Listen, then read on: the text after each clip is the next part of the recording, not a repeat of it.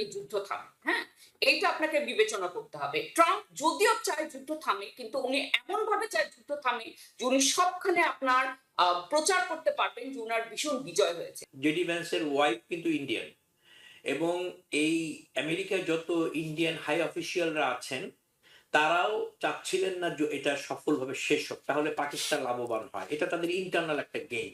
America এমন একটা জায়গায় দাঁড়িয়ে আছে, এখানে যেভাবেই হোক এই যুদ্ধটা যদি শেষ নাও করতে পারে, আবার শুরু করা আমেরিকার পক্ষে সম্ভব না। ইন্ডিয়া ইসরায়েলকে 100% ওভারচেক দিয়ে দিয়েছে, ও এই তাদের পক্ষে, রাইট? যেমন ইন্ডিয়া 100% আওয়ামী লীগের পক্ষে।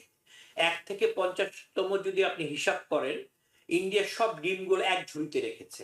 এই যুদ্ধ মানে সমাধান করার জন্য আপনার ব্যক্তিগতভাবে আপনি কি মনে করেন, কোন কোন স্টেপগুলো নিলে আপনার মনে হয় যে না, যুদ্ধটি দ্রুত শেষ হবে? কারণ যুদ্ধ শেষ হোক সেটি সবার চাওয়া, কারণ এই যুদ্ধের ইম্প্যাক্ট যে শুধুমাত্র ইউএস এর নাগরিকদের মধ্যে পড়ছে তা না, সারা বিশ্বের নাগরিকরা কিন্তু এটার জন্য ভুগছে। তো আপনার কাছে ব্যক্তিগতভাবে কি মনে হয় এখন এই মুহূর্তে আচ্ছা কোন কোন শান্ত, স্টেপগুলো নিলে আসলে যুদ্ধটা দ্রুত শেষ হ্যাঁ, হতে পারে? শান্ত, আপনার প্রশ্নটার একটা প্রেমিস আছে। প্রেমিসটা হচ্ছে এটা একটা রেশনাল জিনিস। সবার জন্য ক্ষতি হচ্ছে, সবাই চাচ্ছে যুদ্ধ থেমে যাক। হ্যাঁ?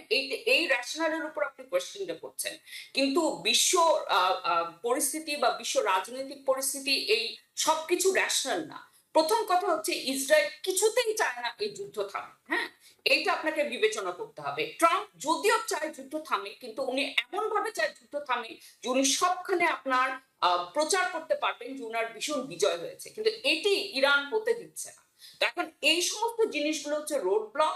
তারপরেও কিন্তু আমি আরেকটা কথা বলবো যে আমি একটু আগে যে টেকনিক্যাল টিমের কথা বলছিলাম, এটা কিন্তু ইরানের মানে যারা গেছে তারা কমপ্লেইন করেছে যে এমন মানুষ আমেরিকার টেকনিক্যাল টিমে আছে যারা অনেক কিছু বিস্তারিত জানে না। তো আমরা কেন বি টিমকে ওখানে পাঠাবো? এই কারণে পাঠানো হয়েছে কারণ এখানে আমেরিকার সদিচ্ছা কম। কিন্তু আমেরিকা এমন একটা জায়গায় দাঁড়িয়ে আছে, এখানে যেভাবেই হোক এই যুদ্ধটা যদি শেষ নাও করতে পারে, আবার শুরু করা আমেরিকার পক্ষে সম্ভব না। কিন্তু এইভাবে করে ইরান যেটা বলেছে যে তারা চায় না একটা সিজ ফায়ার চায়। তারা চায় সমস্ত আগ্রাসনের শেষ হোক। শুধু ইরান নয়, এই যে লেবাননকে, গাজাকে এই যে বারবার আক্রমণ করছে এবং এভাবে করে একটা দেশকে একদম ছিন্ন-বিচ্ছিন্ন করে দেওয়া হচ্ছে, এটার তারা অবসান চায়। এবং এই ১ম বারের মতো তারা এমন একটা শক্তি দেখিয়েছে যেটার প্রতিরোধ করতে আপনার আমেরিকা এবং ইসরায়েল ২ টা দেশই এই পর্যন্ত ব্যর্থ হয়েছে। ইসরায়েল আন্তরিকভাবে চায় কিনা? প্রেসিডেন্ট ট্রাম্প চাইলেও আসলে এখানে কিছু করতে পারছেন না। কারণ ইসরায়েল বারবারই তাদের কিছু নিজস্ব এজেন্ডা রয়েছে। যেমন এই যুদ্ধবিরতির মাঝখানেও আমরা দেখলাম লেবাননে হামলা হয়েছে, যেটি ইরান পছন্দ করেনি। এছাড়া ইরানের পক্ষ থেকে বেশ কয়েকটি আ শর্ত দেয়া হয়েছে। তার মধ্যে স্থায়ী যুদ্ধবিরতি, তারপরে তাদের কিছু কম্পেনসেশন, ক্ষতিপূরণ চায় তারা। হরমুজকে তারা তাদের মতো নিয়ন্ত্রণ করতে চায়, এবং সেই সঙ্গে তারা যেটি বলছেন যে আমেরিকা যাতে আগামীতে ইরানে আক্রমণ করবে না তারও নিশ্চয়তা চায়। কিন্তু এই নিশ্চয়তাগুলো করতে গিয়ে আমেরিকা যাদেরকে বন্ধু ভাবা হচ্ছিল, বিশেষ করে ন্যাটো, আমরা দেখলাম ন্যাটো এখানে খুব নীরব ভূমিকা। ন্যাটোর অ্যালিয়ান্স গুলো, বিশেষ করে যুক্তরাষ্ট্রের রাজ্যের কথা বলতে পারেন আপনি, জার্মানির কথা বলতে পারেন, তারা তেমন করে এগিয়ে আসছে না। মানে তারা ধরি মাছ নাছুই পানি। একই রকমভাবে অ্যারাবিক কান্ট্রিগুলোরও একই রকম অবস্থা। সেখানে আমি যেটা প্রশ্ন ম্যানেজমেন্টকে করেছিলাম, সেখানে পাকিস্তান এগিয়ে আসছেন। প্রশ্নটা হচ্ছে যে শুধু পাকিস্তান এগিয়ে আসলে এবং প্রেসিডেন্ট ট্রাম্পের চাওয়া, আবার ইসরায়েলের বৈপরীত্য এবং ইরানের কয়েকটি শর্ত, এই বেড়াজালের মাঝখানে পড়ে আপনি কি দেখেন কোনো সমাধান এই মানে অদূর ভবিষ্যতে এই যুদ্ধের? আপনাকে এখানে কতগুলো জিনিস খুব ইম্পর্টেন্ট আপনাকে মনে রাখতে হবে।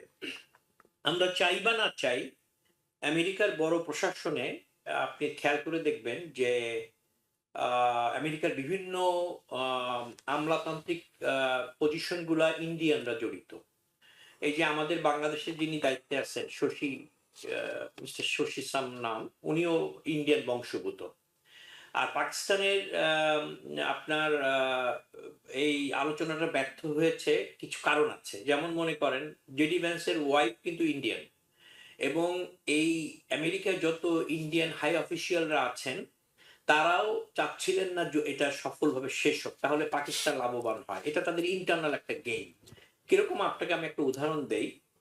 আপনার মনে আছে আমাদের যখন পিটার হার্শ আমাদের যখন অ্যাম্বাসেডর ছিলেন, তখন উনি বাংলাদেশের নির্বাচনের সময় হাসিনাকে বেশ কিছু মানে আহ, ওই যে রেস্ট্রিকশন দেওয়ার চেষ্টা করছিলেন, যে ইলেকশনে যদি ফেয়ার না হয় এটা দেব সেটা দিব, এবং ইলেকশন ফেয়ার না হলে আরো যে র্যাবের যে স্যাংশন দিয়েছে আরো কিছু স্যাংশন আসবে। কিন্তু এন্ড অফ দ্য ডেতে দেখেন ওনার চাকরি চলে গেছে। কারণটা কি? বিকজ এই ইন্ডিয়ান ব্লয়ের কারণে। এই ইন্ডিয়ানরা বিভিন্ন হোয়াইট হাউস বলেন, স্টেট ডিপার্টমেন্ট বলেন, বিভিন্ন বড় জায়গায় বড় বড় পোস্টে কাজ করে, এবং তারা যখন এক হয়ে যায় তখন তারা ইন্টারনালি ইন্ডিয়ার স্বার্থটাকে আগে দেখে। তো ওই কারণেই বলছিলাম যে পাকিস্তানের এই আলোচনাটা ভেস্তে যাওয়া ওইটাও একটা কম্পোনেন্ট গেল এক। আপার একটা খুব ইম্পর্টেন্ট কথা বলছে ইন্ডিয়ার ব্যাপারে, সেটা আমি বলতে চাই। সেটা হলো ইন্ডিয়া ইসরায়েলকে 100% ওভারচেক দিয়ে দিয়েছে ও এই তাদের পক্ষে, রাইট? যেমন ইন্ডিয়া 100% আওয়ামী লীগের পক্ষে। 1 থেকে 50তম যদি আপনি হিসাব করেন, ইন্ডিয়া সব ডিমগুলো এক ঝুড়িতে রেখেছে, তারা অন্য কাউকে ট্রাস্ট করে না। ঠিক তেমনই ইন্ডিয়া ইসরায়েলের জন্য 100%। এই সমস্ত কারণে ইন্ডিয়ার একসময় পতন হবে, এবং শুধু পতন হবে না, ইন্ডিয়ার সব রাজ্যগুলো ভেঙে যাবে বিকজ অফ দিস। কারণ আপনি গ্লোবালে এসে আপনি কখনোই একমুখী হতে পারবেন না। আপনাকে যদি স্ট্র্যাটেজি চেঞ্জ করতে হয় বা পলিটিক্যালি যদি আপনাকে আগাতে হয়, আপনাকে ভারসাম্য বজায় রাখতে হবে।